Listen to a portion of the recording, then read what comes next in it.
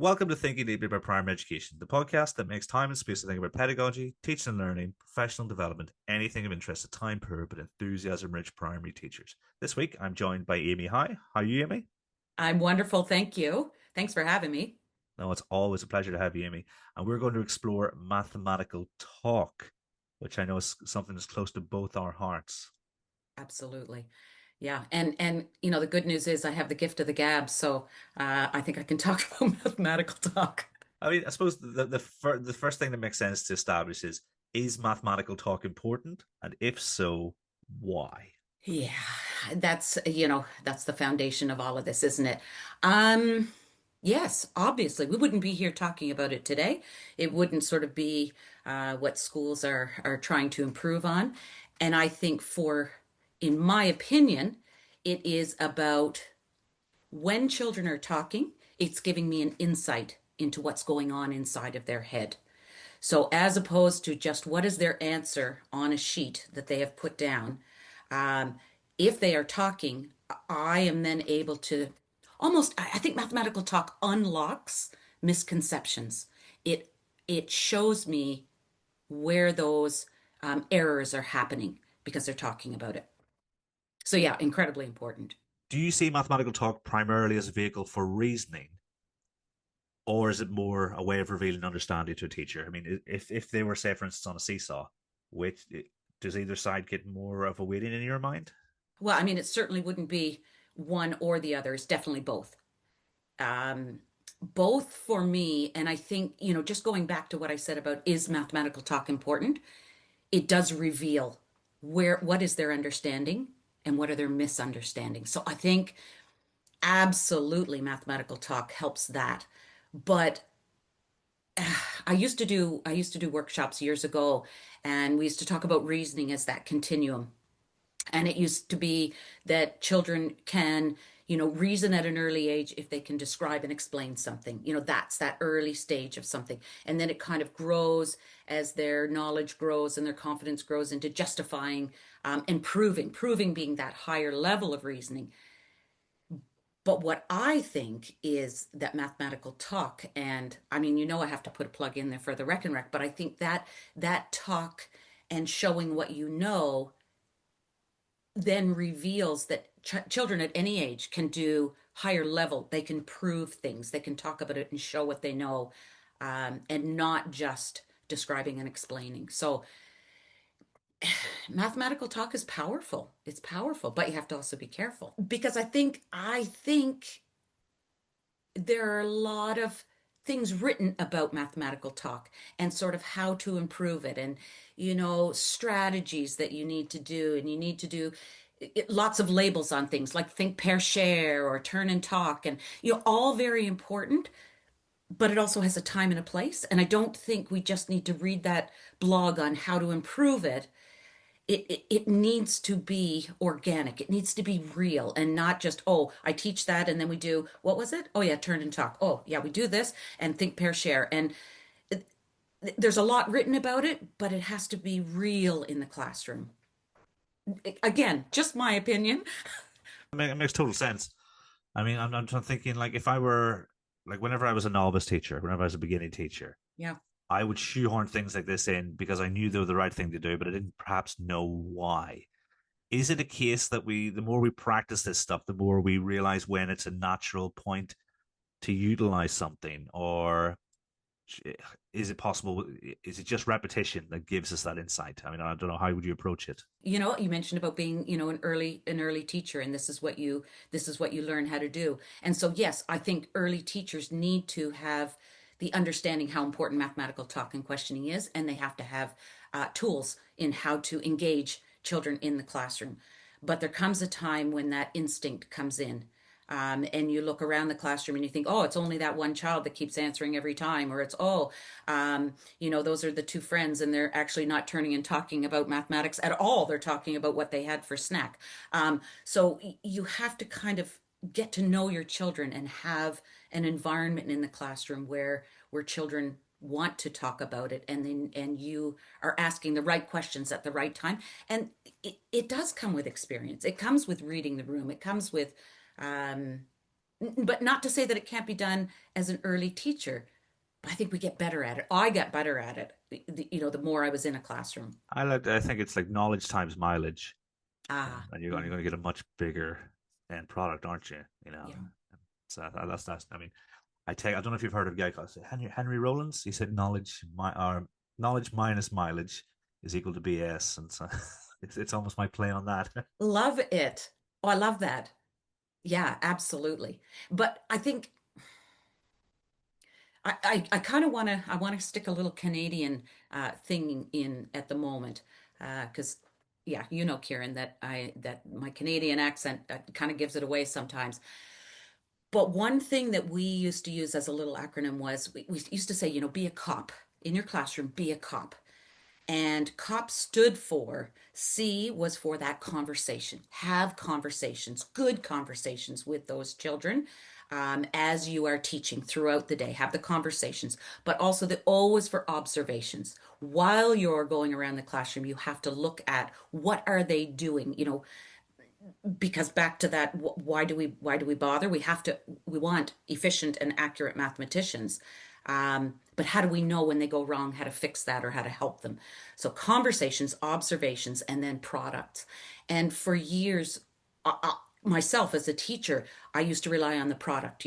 Did they get assessment right or wrong? X check, X check. And that's part of it. But I really liked that thought of, be a cop, have conversations, make those observations. And those go hand in hand. That's not mathematical talk is one thing, observations is one thing, and the product is one. It's that assessment for learning. It's that assessment for learning. And that's mathematical talk is critical, in my opinion. Yeah. Yeah, definitely. I mean, the situation you're describing there, almost like when I think of the classroom, there are two things really I want happening. I want every child to be thinking about the question that's been posed. There's no chance for this child to take the path of least resistance. Yes. And I also, as a teacher, want as much information as possible Hmm. about what my children are thinking, what my students are thinking. And so that COP sort of framework that encourages you then to be not only giving them the opportunity to discuss these things and to be engaged in the thinking process, but also that observation at the heart of it. Hmm. It means you as a teacher know that what they're saying is just as important to your next step in the sort of sequence as what you want them to say. I don't know if that makes sense. Oh, 100%. But even in those observations that we make, when we do pose a question or we ask children about what they think, you can read their faces. You know your children. You know the ones that are avoiding eye contact, like please don't ask me. You've got those ones that are looking up to the left because that child knows, is quite fluent and quite accurate in their thinking. And so I'm just going to copy off of what, there are all of these little nonverbal cues that are going on in the classroom. Um, and that may kind of go against what we're talking mathematical talk, but it is, nonverbal communication is equally as important as we think about the children in our classroom and what do they know and how is their learning going and that confidence. Because I'm in the confidence building industry and I don't want children avoiding eye contact. I don't want just that child who always puts their hand up, who always wants to answer, who's thrilled, is overconfident. I need everybody. So if I'm observing that child who's quite quiet but really quite capable, um, I can then make a comment and say, "Wow, I love what you're doing there." Yeah, can you share that with everyone else? Because I'm watching. But if I'm waiting for the hand to go up, it probably won't go up.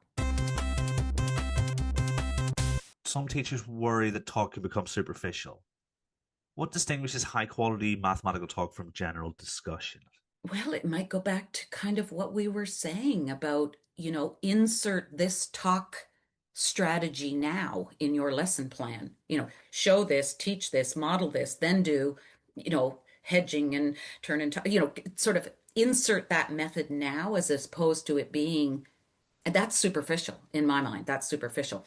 It has to be real.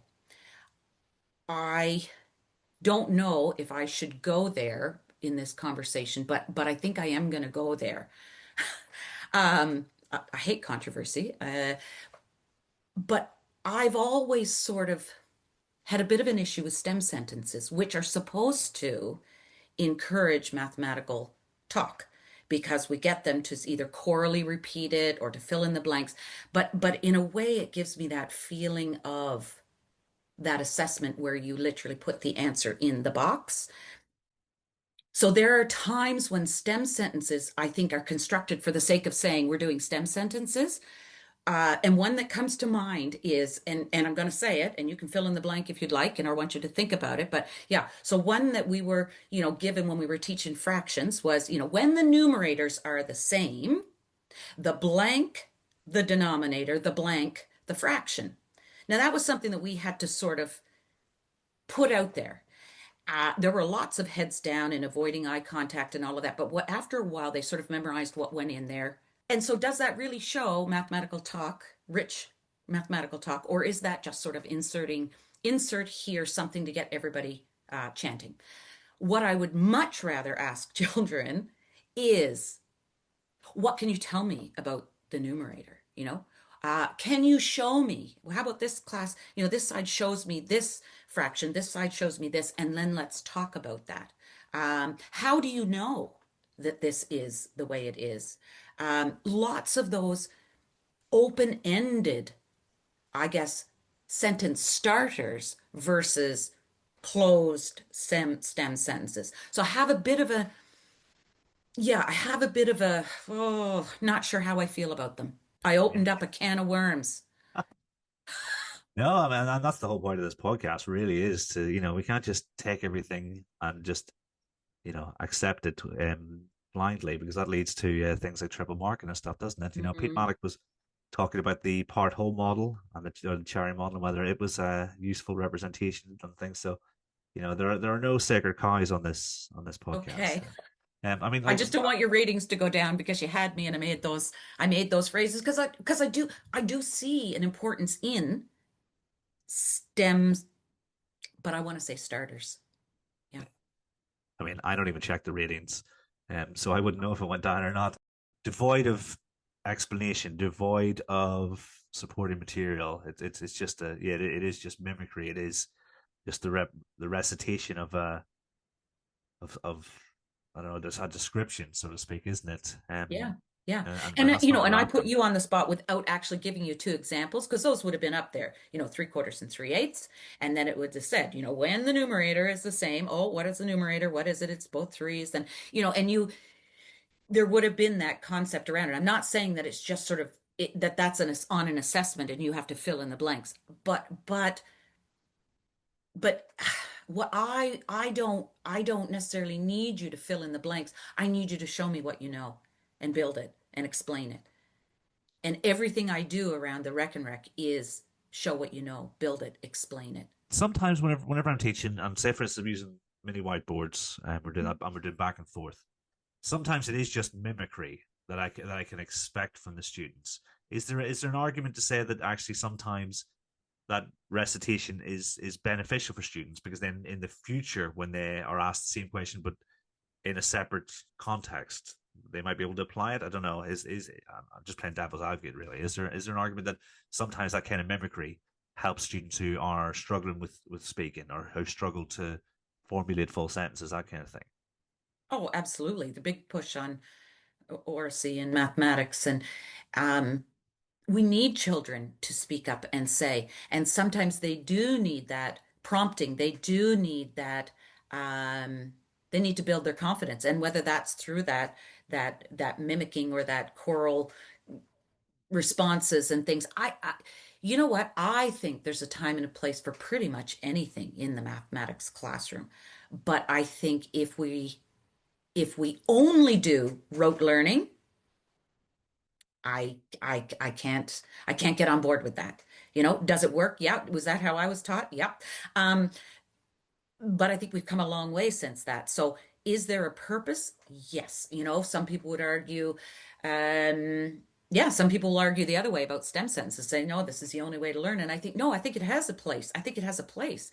But it shouldn't be insert here in order to get this response. Our talk today about mathematical talk and questioning for me is that classroom of mathematicians who are engaged in the learning, who are showing me as I wander around being that cop and are able to either say to me or to get really excited and think, can I come up and show you on the whiteboard? And I always use an interactive reckoner. Can I show you? Or I'll ask them, will you show us how you did that? Because I think you did that in a really unique way. And I think someone else may learn from that. Yeah, I think you're absolutely right. The distinction between superficial conversation and actual meaningful, high quality mathematical talk is pretty apparent. Yeah, And it's not something that comes about easily. There are a lot of moving parts there in what you're describing. yeah, yeah. It, And when I knew we were talking about this, I kind of first thought, oh, well, mathematical talk and questioning. And, um, there's lots of research out there and different processes and ways. But yeah, it has to feel, I have to do it for the classroom that I have in front of me. And I know my children, and I know how to get the ones that are a little bit nervous and a little bit shy, but have the understanding. Um, I want them all participating. I'm not saying I never do turn and talk. Of course I do. I'm not saying I never use STEM sentences. Of course I do. But there are lots of other ways. And sometimes we need it to be something that they're doing independently or with a partner so that that confidence starts to build.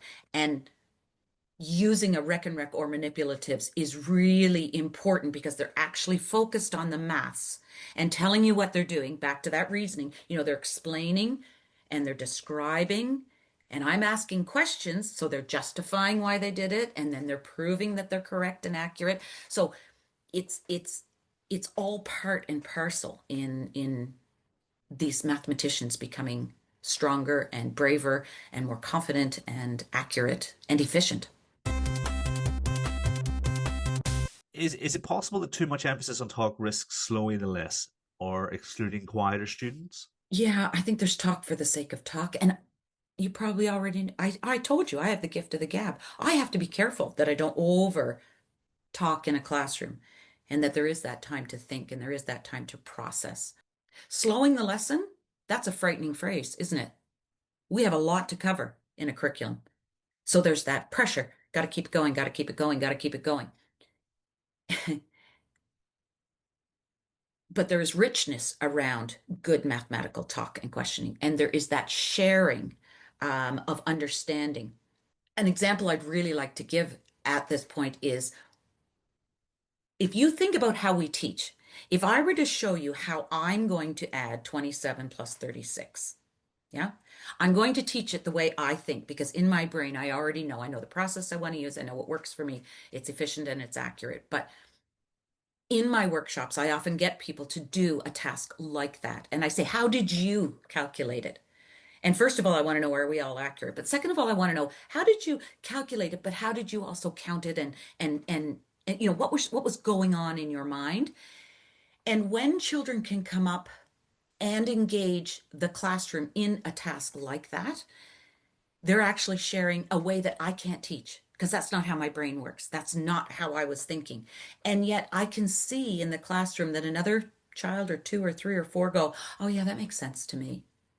And I think we need to there are times when we need to slow the lesson down and show multiple strategies.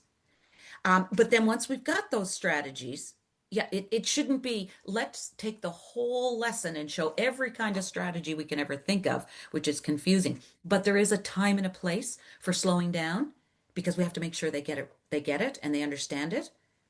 And back to my why is it important? Are there any misunderstandings? Are there any errors being made that I can help with? So yes, it slows it down.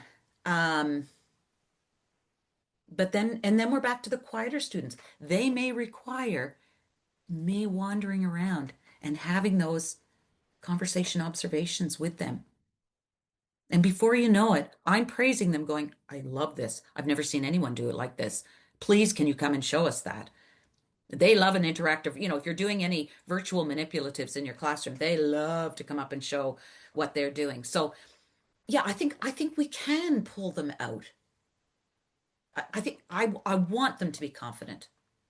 I don't want to change their personalities. My daughter was a quiet student, but she often felt very left out. You know, she would come home and say, "I knew all the answers, but I just couldn't say anything."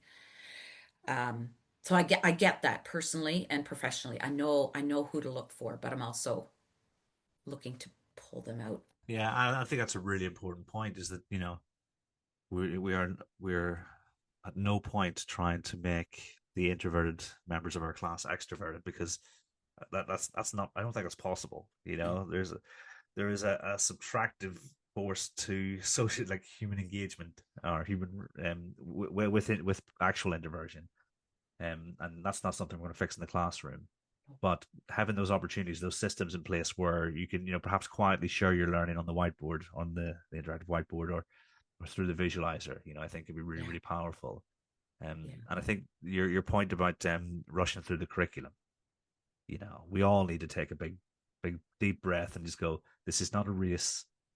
If we do it properly now, we're going to stop having to redo things later on, and when you've got a really high quality curriculum like the story of mathematics curriculum, Amy, which I know you're a big fan of, Huge fan. then you're absolutely you're golden because you're not rushing through year groups. You're telling the story the way it's supposed to be told. Oh, Kieran, we are so in sync with this. And wouldn't it be nice if everybody got in sync and started to think about the story of mathematics? Um, and you're right, it's not a race. It can't be a race. You know, for some children, it they just get it.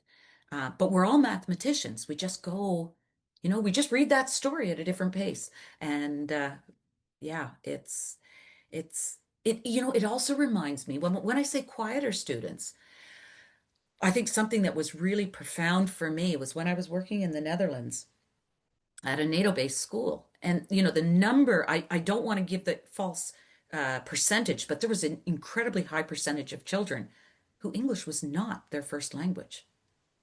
So they were in a new country, adjusting in a new school and, didn't know the language. Um, Lo and behold, my maths class, which used a reckon rec, and that they could show what they knew with very little mathematical talk.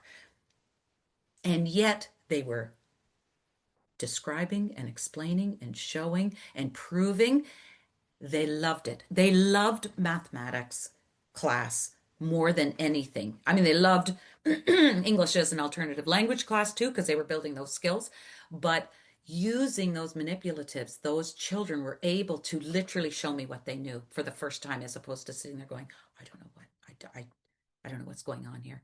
So those quieter students could be shy, less confident, but it also could be those ones that don't have that vocabulary. Absolutely. I mean, I've worked in schools with 60-70% of pupils using English as an additional language, and it's always really interesting to see that point where they go from being really quiet because they don't have enough English to then all of a sudden being really cheeky because they've got just enough to do the wrong thing with, and you don't no resentment, like it's a great sign because the next step then is actual sort of, I don't want to say fluency, but sort of Yeah, being able to hold conversations with their I peers and know. things together. Yeah.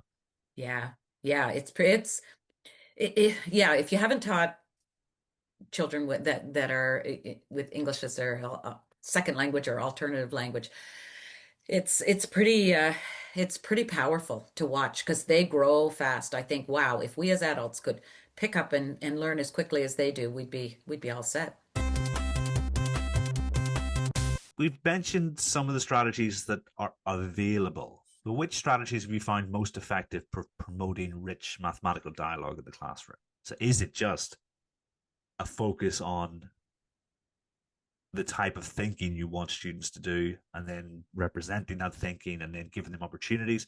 Or are there any scaffolds you put in place to support them in developing their use of language to describe their thinking? Is it just mathematical talk is something that comes from deep mathematical thinking? Or like, I mean, what would the Amy High approach be in your classroom? Or is it the COP approach? Yeah, I do think it's the cop approach. It's For me, it isn't one thing, Kieran. It isn't this is the answer, this is the best. It is a combination of things. I think the classroom environment is also critical. It's key. It's key that children do have that enjoyment of maths because their maths teacher, has that passion for it. But I think it's a place where everyone is engaged to some extent, personalities included. Um, it's that ability to know when to have one-on-one conversations, when to do the turn and talk, pair, think, pair, share, the hedging, the come up and show what you know. There's so many ways.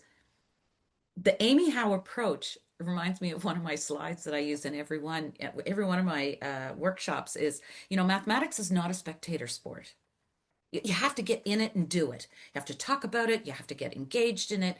Um, it's not them watching you model it and then they quietly sit and do it. I think I like my maths class to be a little bit of a buzz, a little bit of a chat, as long as it's focused on what they're doing. And and that's when I know I've got that environment that is where children want to talk, not just about what snack they're having, but about the question that they're doing and showing what they, oh, look at the way I did it. And I do need to say I visited a school. I have to mention them, Hawthorne Primary. And they are sort of a Rec and Rec ambassador school. And I said, can I come and see what you're doing? And the classroom was a buzz of chat and a buzz of mathematics. And there they were using their Rec and Recs. And we would go around, um, Sarah and myself were going around sort of asking children how they felt and that kind of thing. And at one point, we purposefully made a mistake. And then one of the children looked at us and said, oh, it's okay. It's okay to make a mistake. In this classroom, making mistakes is okay. It's how we learn. And I thought, whoa, that's amazing. That's the kind of classroom environment that allows our little mathematicians to talk about mathematics, make mistakes, learn, grow. Yeah. So being a cop isn't being, that kind of In an arc. yeah, it's it's just sort of finding out what's going on. Nice. And where is Hawthorne Primary? Whereabouts are they? Yeah, up in Newcastle, Hawthorne Primary. Amazing school. Just Newcastle incredible. upon Tyne in the northeast. Yes. Cool. Yes. Because what I find recently is that people have stopped going through me to ask for contact with guests. So a couple of schools who have been mentioned on the podcast recently have just been directly connected. So I thought it would clarify exactly where people can search for Yes. for Yes. Hawthorne Primary School. So that's in Newcastle upon Tyne. They can expect lots of emails. Yeah. That's No, very it's an cool. incredible school, incredible people, and they have exactly what it takes for that environment where mathematical talk is rich. And yeah, hats off to them. And like, what are they and what are you doing to create that culture? Because it's clear that the culture is what permeates through the lesson, and it's almost like the virtuous cycle where the culture feeds the conversation, and the conversation feeds the culture, so to speak. What are you doing to outline that, and perhaps even early on to establish that culture, or is it just through your very being and your mindset and your approach to mathematics that that that perpetuates that through the class? I don't know. I don't want to presume too much. That's a big question. I think it goes back to so the conference that you put on, the thinking deeply about primary education conference. Your keynote talked about these schools. How do you know what it works? And they sort of listed things, and it was talking about the school culture and the buy-in, and that it's everyone is on board, and that the uh, everyone is trained for it. Everyone feels confident about how they are delivering whatever it is that they were delivering. In that case, it was phonics for me. In this case, it's about using the rec and rec um, in the classroom. And Hawthorne Primary reached out because they took one workshop from me and said, "Oh, we love this. Oh my gosh, is there anything else?" And it was their buy-in, not my push, but their buy-in to say, what else can we do? How else can we embed this? We want to have a tool that starts in year one reception and can be used for a variety of concepts and teaching and have children confident using it and just watch that growth. So it was something they wanted, that they were looking for. There might have been some gaps in their knowledge and their understanding, but they kind of went, oh, this, we think this can work.